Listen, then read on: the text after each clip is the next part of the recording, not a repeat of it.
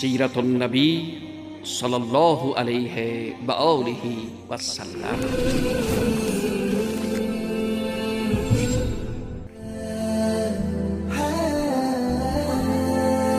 این برنامه را هر روز از ساعت 6:30 الا 7 صبح از صدای شریعت شنونده باشید.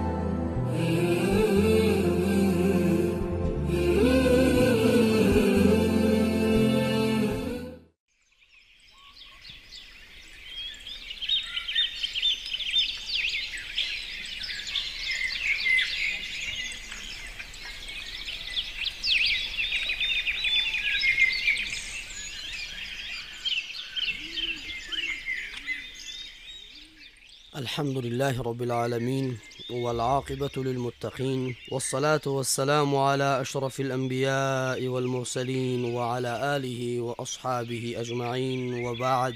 پروردگار عزوجل را به نهایت سپاس گزار هستیم و تشکری داریم برای همه نعمات خوب و همه لطفها و مهربانی هایی که پروردگار عزوجل برای همه ما و شما خوبان و عزیزان نصیب گردانیده و پروردگار بی نیاز عبادات و اطاعات همه ما و شما را به طور کامل به درگاه خود قبول و منظور بگرداند. شنوندگان عزیز، باز هم به درس سیرت رسول اکرم صلی الله علیه و سلم بسیار خوش آمدین و امید که از گزند روزگار در حفظ و امان الله متعال بوده باشین و پروردگار عزوجل همه مریضان اهل اسلام را شفای عاجل و کامل نصیب بگرداند. در درس گذشته در رابطه به مقدمات هجرت رسول اکرم صلی الله علیه و سلم صحبت کردیم. اینکه پس از نشست و رفت آمد مردم مدینه منوره در نیمه های شب در مکه مکرمه، نشستی که داشتن با پیامبر خدا صلی الله علیه و سلم و آن ماده ها و بیعتی که بود صحبت ها شد و همچنین بعد از آن همه نشسته ها مقدمات هجرت گرفته می شود و صحابه کرام یکی پشت سر دیگری مکه را ترک می کنن و به مدینه منوره سفر می کنن و تا اینکه پیامبر صلی الله علیه و سلم هم خودشان می خواهند هجرت بکنن و منتظری پیام الله متعال می بوده باشند تا که پروردگار عزوجل وحی بکند و امر هجرت را به پیامبرش نصیب بکند و اعلان بکند تا پیامبر صلی الله علیه و سلم هم هجرت را شروع بکنند با حضرت ابوبکر صدیق رضی الله عنهم. به هر صورت بعد از این که پیامبر صلی الله علیه و سلم و مسلمان ها میخواهند مکه را ترک بکنند، زادگاه خود را ترک بکنند، به مدینه منوره بروند و شهر دیگری را برای خود انتخاب بکنند، این نسبتاً برای قریشیان سخت تمام می شود. این موضوع نسبتاً برای قریشیان و اهل مکه یک چیز سخت تمام می شود و آنها از یک طرف نمی خواهند که مسلمان ها قوی شوند و از طرف دیگر قوم و خویشاوندانشان هستند که وطن و زادگاه خود را ترک می کنند. به همین لحاظ مردم قریش حالا شورای را ترتیب می کنند. در دارالندوه مجلس شورای قریش اینها دفعتاً جمع می شوند و می خواهند به خاطر این هجرت و چگونه از این هجرت جلوگیری بکنند و چگونه از مسلمانان و صحابه کرام و پیامبر صلی الله علیه و سلم یک نام و نشان بد و زشتی را برای جهان تقدیم بکنند. اینها شورای ترتیب میکنند. حالا صحبت ها صورت میگیرد. چون مشرکان مشاهده کردند که اصحاب رسول خدا صلی الله علیه و سلم آماده شدند و همراه فرزندان و اموال خیش به سوی اوس و خزرج کوچ میکنند، حزن و حسرت آنان را فرا گرفت. این طبیعتاً هست. وقتی که با یک شخص با یک خانواده مشکل داشته باشیم، هنگامی که خانواده میخواهد ما را ترک بکند، طبعا انسان اندوهگین می شود. طبعا خستگی و افسردگی بر انسان پیش می شود، ناراحتی بالای انسان پیش می شود. پس به خاطر همین قریشیان یک چیز اندوه و خستگی و ناراحتی آنها را فرا گرفت و هراس و اضطراب بی سابقه در میانشان برانگیخت، زیرا در برابر دیدگانشان خطر عظیم سر برافراشت که موجودیت مشرکانه و اقتصاد آنان را تهدید می کرد.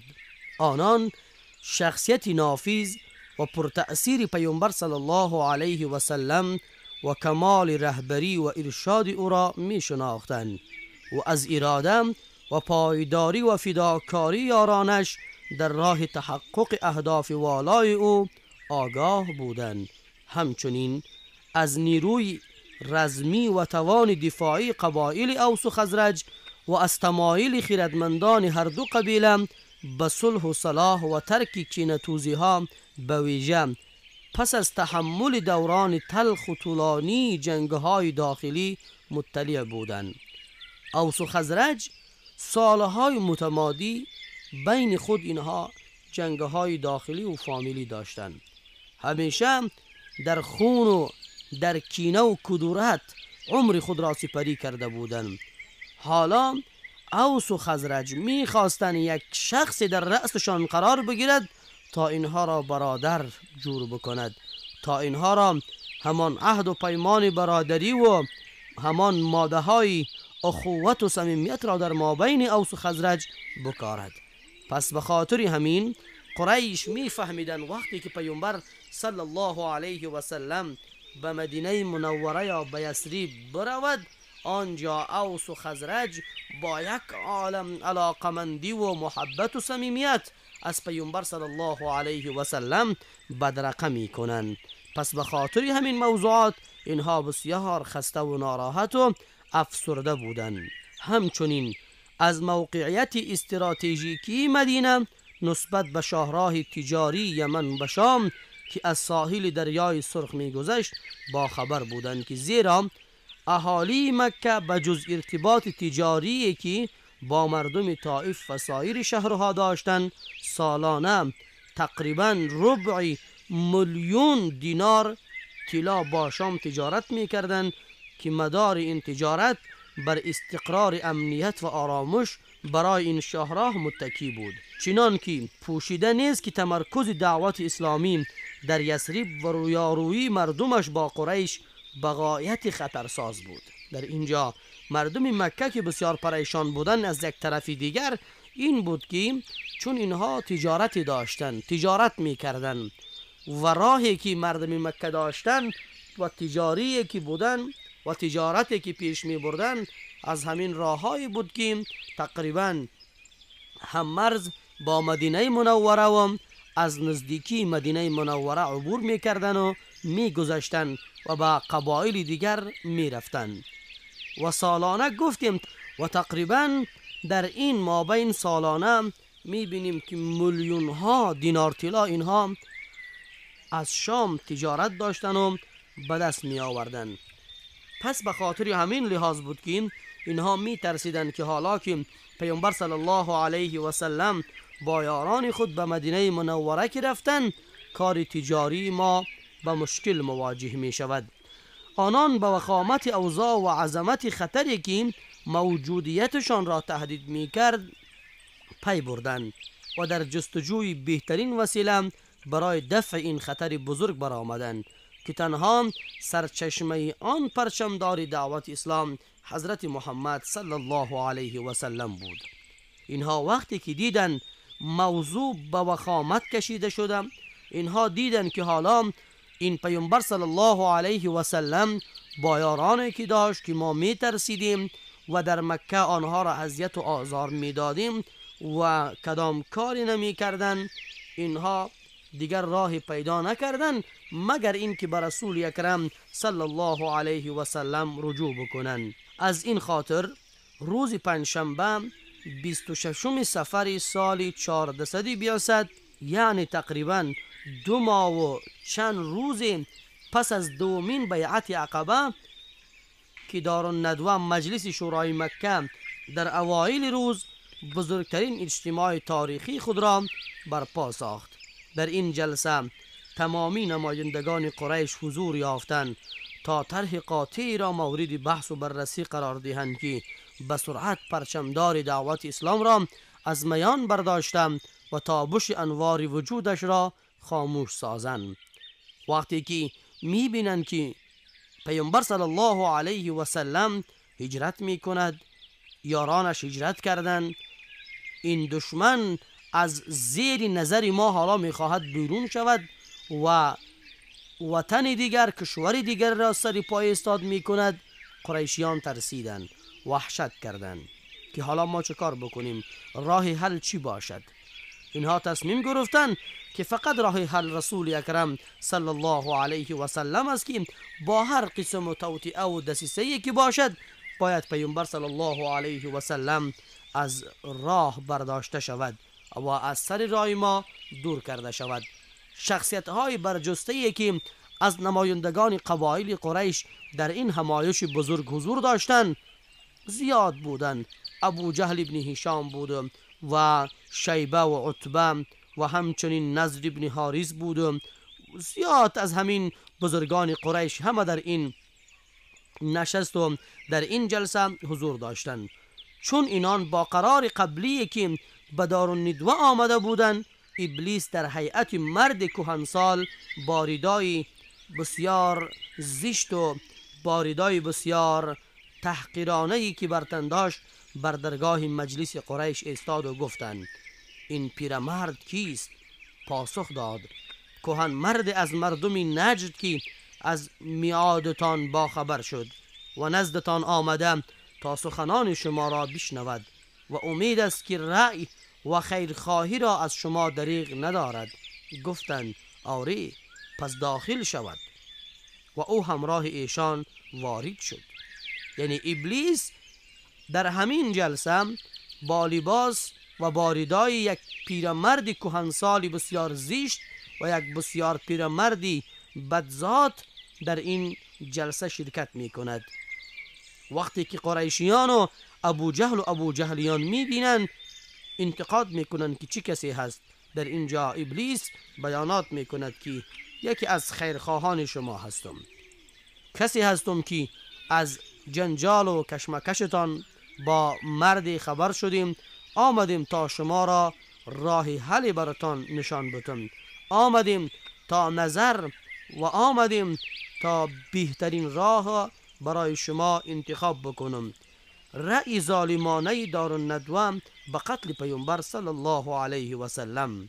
یعنی در این دارالندوه وقتی که قریشیان جمع می شوند و این بزرگان کنار همدیگر جمع می شوند تا باید یک راه حل برای نجات از مسلمانان اندیشید و راه نجات را باید پیدا بکنیم تا قبل از این که تجارت ما، کار و زندگی ما، همان راه درآمدمان از دستمان برود و ما نابود شویم، از گرسنگی بمیریم، باید یک چاره اندیشید. چارهشان همین بود که باید پیامبر صلی الله علیه و سلم نعوذ بالله به قتل رسانده شود و کشته شود. پس از آن که تمام بزرگان در دارالندوه گرد آمدند، پیشنهادها و راه حلها عرضه شد و بحث طولانی در گرفت. ابوالاسود گفت او را از میان خیش میرانیم و از سرزمینمان تبعید میکنیم و باکی نداریم که به کجا میرود و به کجا میافتد. به همین ترتیب کارمان را به صلاح آورده ایم و مکه چون گذشته کارش به سامان می شود و مکه آباد می شود. چون پیامبر صلی الله علیه و سلم در گذشته هر کاری که کرده بود او کار از بین می رود و آن تأثیراتی که بر بالای جوانانی ما انداختم و آن تأثیراتی که بر بالای انسانهای خوبی ما انداختم و آن تأثیراتی که بر بزرگانی ما انداختم، آن تأثیرات از بین می رود و دوباره مکه به همان حالت سابق خود برمی گردد. شیخ نجدی گفت نه به خدا که این رأی درست نیست. آیا زیبایی سخن و شیرینی بیانش را ندیده اید که چقدر با آنچه که بیان می کند و عرضه می دارد بر دلها چیره می شود؟ به خدا اگر چنین کنید در امان نخواهید بود از این که بر قبیله از قبایل عرب فرود آید و پس از این که آنان را تابع و پیروی خویش ساخت ایشان را به سوی شما روان می کند و حرکت می دهد و با آنان شما را در دیارتان لگد کوب و زیر پای له می کند و از بین می برد و هر گونه بخواهد با شما رفتار می کند چاره دیگر بیندیشید. ابوالبختری گفت او را به زنجیر می کشیم و به رویش می بندیم و به انتظار مرگش می شینیم و او را زندانی می کنیم ولت و کوب تا همچون شعرای پیش از او زهیر و نابغه و نظایر آن دو مرگش فرا رسد. شیخ نجدی گفت نه به خدا که این رأی درست نیست، به خدا اگر چنان که میگویید او را زندانی کنید کار دعوتش را از ورای دری که بر رویش میبندید میگذرد و به یارانش میرسد و چی بسا که بر شما حمله میکنند و او را از دست شما نجات میدهند و با رهبری چون او بر شما بهتری و فزونی میابند. این نظر درست نیست، به فکر چاره دیگری بیندیشید. پس از این که مجلس این دو پیشنهاد را نپذیرفت پیشنهاد ظالمانه دیگری مطرح کردند. همگی با آن موافقت نمودند. این نظر را ابو جهل ابن هشام عرضه می کند، بزرگی بسیار بیخرد و بزرگی بسیار نابکار و بزرگی که اصلا عقل و هوش در ذهن خود ندارد. ای ابوالحکم، وی گفت به خدا در این مورد نظری دارم که تا کنون به فکر آن نیفتاده اید. گفتند ای ابوالحکم آن نظر چیست؟ گفت لازم است از هر قبیله جوان چالاک و نیک نژاد و با منزلت برگزینیم و به هر یک شمشیر بران بدهیم، آنگاه آنان با یک حمله هماهنگ بر او ضربت وارد کنند، یعنی بر پیامبر صلی الله علیه و سلم همه با هم ضربه بزنند و او را از بین ببرند و نعوذ بالله نابود بکنند، چنان که گوی یک تن بیش نیستند و به همین ترتیب او را بکشند تا از شر او آسوده شویم. هرگاه چنین کنند خون او در تمام قبایل پراگنده خواهد شد و فرزندان عبد مناف نمی توانند با تمامی قوم خیش بجنگند. ناگزیر به گرفتن خونبه ها راضی می شوند، ما نیز خونبه هایش را می پردازیم. شیخ نجدی گفت سخن آن است که این مرد گفت. شیخ نجدی همان شیطان است. شیخ نجدی همان شیطان هست که در لباس پیرمرد آمدم و در این مجلس حضور پیدا کردم و آمدم تا برای این مردم راهی حل بیندیشد و مردم را با رسول اکرم صلی الله علیه و سلم در جنگ بیندازد. شیطان است، دشمن قسم خورده است که هیچگاه نمی گذارد که حق بر باطل پیروز شود. همیشه کوشش دارد و تلاش می کند که حق از بین برود، حق ضعیف شود، حق پیرو نداشته باشد، حق طرفدار نداشته باشد. ولیکن شیطان کور خواندم.